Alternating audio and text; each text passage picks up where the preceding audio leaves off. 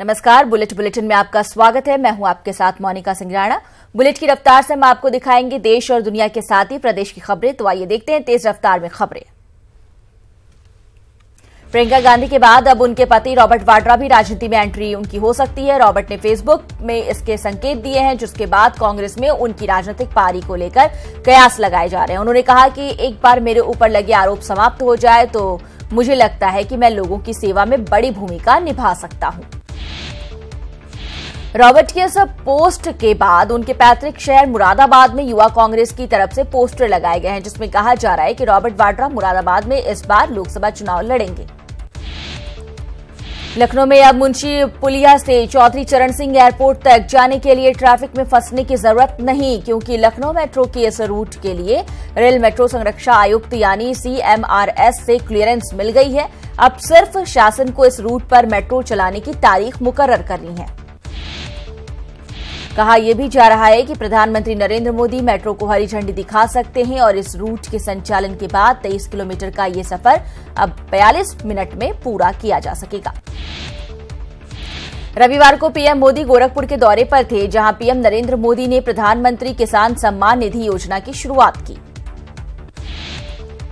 प्रधानमंत्री किसान सम्मान निधि योजना से सालाना 6,000 रुपए किसानों को मिलेंगे। इसकी पहली किश्त 2,000 रुपए रविवार को ही किसानों के खाते में पहुंच गए।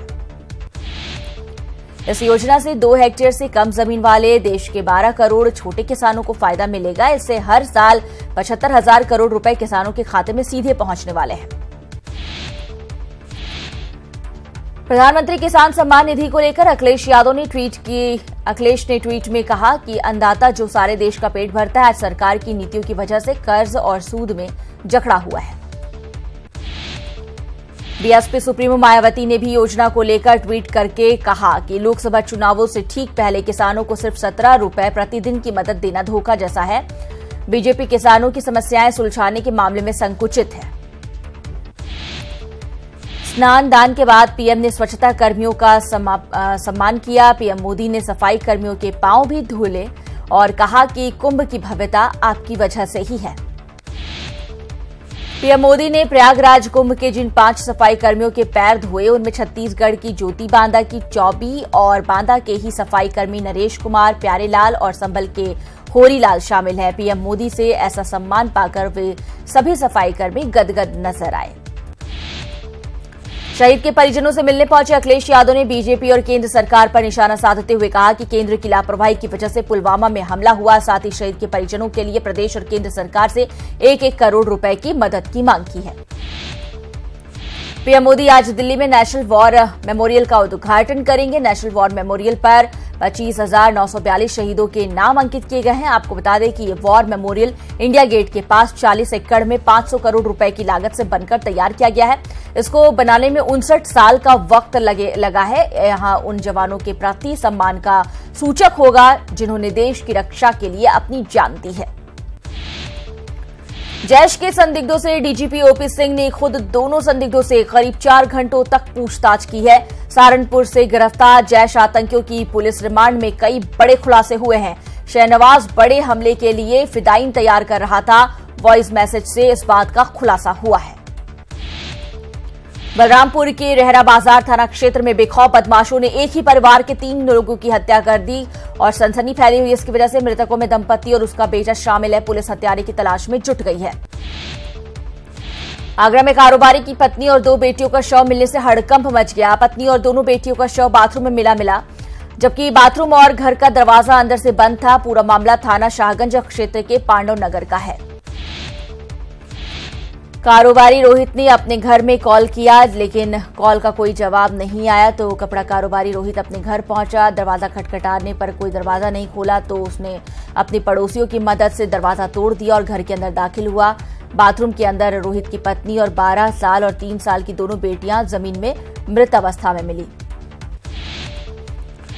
बागपत में सड़क दुर्घटना में दुल्हन सहित 2 की मौत हो गई। बताया जा रहा है कि दूल्हा दुल्हन की कार को तेज रफ्तार ट्रक ने टक्कर मार दी। हादसे में दूल्हे के भतीजे और नई नवेली दुल्हन की मौत हो गई। इटावा जिले में एक सराफा व्यापारी के बेटे की फिरौती न मिलने पर हत्या कर दी गई। शहर के सराफा व्यापारी धर्मेंद्र सोनी के बेटे अर्पित सोनी का अपहरण करने के बाद बदमाशों ने हत्या कर दी और शव को शहर के थोड़ी दूर जंगल में फेंक दिया। घटना के बाद से इलाके में हड़कंप मचा हुआ है। फिलहाल पुलिस ने मामले की जांच पड़ताल शुरू कर दी है। बताया जा रहा है कि मृतक अर्पित सोनी नाम का ये 22 साल का नौजवान अपने कुछ दोस्तों के साथ शहर में घूमने निकला था। जहरीली शराब पीने से हो रही मौतों का सिलसिला रुकने का नाम नहीं ले रहा है। ताजा मामला बिजनौर में 2 अलग अलग जगहों पर देखने को मिला, जहां जहरीली शराब पीने से 2 लोगों की मौत हो गई।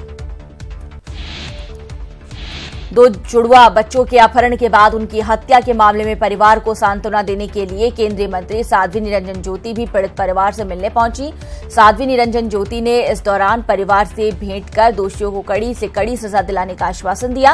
केंद्रीय मंत्री ने पुलिस प्रशासन और स्कूल स्टाफ पर लापरवाही का आरोप लगाते हुए कहा कि अपनी नाकामी छुपाने के लिए पुलिस के अधिकारी गलत बयानबाजी कर रहे हैं। मैं ऐसे बयान की निंदा करता हूं। चित्रकूट के व्यापारी ब्रिजेश रावत के 2 जुड़वा बच्चों की हत्या के बाद पूर्व मुख्यमंत्री शिवराज सिंह चौहान देर रात उनके घर पहुंचे और सांत्वना दी। परिजनों से मुलाकात करने के बाद पूर्व मुख्यमंत्री ने कहा कि ये मध्य प्रदेश पुलिस की नाकामी है। आईजीपी सरकार की भाषा बोल रहे हैं। अपराधी कोई भी उसे बख्शा नहीं जाएगा। इस जघन्य अपराध करने वाले को फांसी की सजा देने की उन्होंने मांग की है और सीबीआई जांच की भी मांग की गई है। कानपुर में बर्रा थाना क्षेत्र में हुए एनकाउंटर में 25,000 का इनामी अपराधी विक्रम सिंह घायल हुआ। अपराधी कानपुर देहात के थाना शिवली का निवासी और थाना बर्रा नजीराबाद से वांछित था। मेरठ में आज एक मीट फैक्ट्री में अचानक आग लगने से हड़कंप मच गया। मीट फैक्ट्री से धुआं निकलता देख आसपास के लोगों ने दमकल विभाग को इसकी सूचना दी। कड़ी मशक्कत के बाद दमकल की गाड़ी ने इस आग पर काबू पाया। पिथौरागढ़ के गूंजी की बात, जहां पर 2 लोग भारी बर्फबारी के चलते बीमार हो गए हैं। एक व्यक्ति स्नो ब्लाइंड हो गया है और दूसरे व्यक्ति को गैंग्रीन हो गया है। दोनों व्यक्ति का इलाज आईटीबीपी के कैंप में चल रहा है। साथ ही डीएम पिथौरागढ़ ने इस बारे में मीडिया को जानकारी दी है और दोनों को रेस्क्यू करने के लिए हेलीकॉप्टर की यहां से मांग की है। NH 534 पर भदाली खाल के पास सड़क दुर्घटना हादसा हुआ है। हादसे में सवारियों से भरी मैक्स 200 मीटर गहरी खाई में गिर गई। हादसे में एक महिला समेत 3 लोगों की मौके पर ही मौत हो गई, जबकि 5 लोग घायल हैं। सभी लोग एक ही परिवार के थे जो दिल्ली से में पैजरो जा रहे थे। मिली जानकारी के मुताबिक गाड़ी के ड्राइवर को झपकी आ गई थी, जिसके चलते वाहन अनियंत्रित होकर खाई में गिर गया। हादसे की सूचना मिलते ही मौके पर पहुंची एसडीआरएफ की टीम ने घायलों को खाई से बाहर निकाला। हादसे में घायल हुए 5 लोगों को बेस अस्पताल कोटद्वार में भर्ती कराया गया। उत्तराखंड में सदन की कार्यवाही के दौरान कच्ची शराब के मुद्दे पर कांग्रेस ने एक बार फिर सरकार को घेरा और सरकार पर कार्रवाई नहीं करने का आरोप लगाया है। औली में होने वाली नेशनल स्कीइंग प्रतियोगिता के शुरू होने से पहले ही एक विवाद उसके साथ जुड़ गया है। विंटर गेम्स फेडरेशन ने इस खेल में फेडरेशन को नजरअंदाज करने का विरोध किया है। इस बार चुनाव आयोग लोगों की शिकायत के लिए सख्त है। आयोग ने एक सी विजिल ऐप तैयार किया है जो शिकायत पर 100 मिनट में कार्रवाई करेंगे। जिला निर्वाचन अधिकारी ने कहा कि जल्दी ही आदर्श आचार संहिता का पालन किया जाएगा। इसके साथ ही झूठी शिकायतों पर भी अंकुश लगेगा। टिहरी लेक फेस्टिवल का आज रंगारंग शुभारंभ हो गया। मुख्यमंत्री त्रिवेंद्र सिंह रावत ने रिबन काटकर महोत्सव का शुभारंभ किया। 3 दिवसीय मेले को देखने के लिए बड़ी संख्या में लोग यहां आ रहे हैं। बीजेपी के वरिष्ठ नेता और पूर्व सीएम विजय बहुगुणा का कहना है कि आगामी लोकसभा चुनाव में बीजेपी राज्य की 5 सीटों पर जीत दर्ज करेगी। नैनीताल से सांसद और पूर्व मुख्यमंत्री भगत सिंह कोश्यारी ने अगला लोकसभा चुनाव नहीं लड़ने का ऐलान कर दिया है। रुद्रप्रयाग पहुंचे भगत सिंह कोश्यारी ने कहा कि अब मेरी उम्र ज्यादा हो चुकी है और नए लोगों को आगे आने देना चाहिए।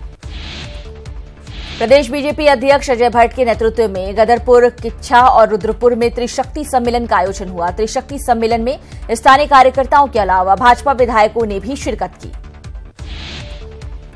पुलवामा हमले को लेकर रक्षा मंत्री निर्मला सीतारमण आज तीनों सेनाओं के प्रमुखों के साथ बड़ी बैठक कर रही हैं। बैठक में पाकिस्तान के खिलाफ एक्शन पर कोई बड़ा फैसला हो सकता है। आपको बता दें कि पीएम मोदी ने पहले ही साफ कर दिया था कि पाकिस्तान में बैठे आतंकियों के खिलाफ सेना ने अपने तय वक्त और जगह पर जवाब देगी। पुलवामा हमले को लेकर भारत की जवाबी कार्रवाई से सहमे पाकिस्तान के पीएम इमरान खान ने रविवार को शांति का राग अलापा और कहा कि पीएम मोदी का उन्हें एक मौका देना चाहिए। इमरान खान ने कहा कि अगर भारत पुलवामा हमले को लेकर कोई सबूत देता है तो हम तुरंत कार्रवाई करेंगे। भारत और पाकिस्तान के तल्ख हो रहे रिश्तों के बीच पाकिस्तान के पूर्व राष्ट्रपति परवेज मुशर्रफ ने भी बड़ा बयान दिया है। उन्होंने कहा कि अगर पाकिस्तान के एक बम गिराया तो भारत 20 परमाणु गिराकर पाकिस्तान को खत्म कर सकता है। जैश ए मोहम्मद के आतंकियों को ढेर करने का सिलसिला जारी है। रविवार को कुलगाम में सुरक्षा बलों ने 3 आतंकियों को मार गिराया। वहीं आतंकवादियों से मुठभेड़ में डीएसपी अमन कुमार ठाकुर शहीद हो गए।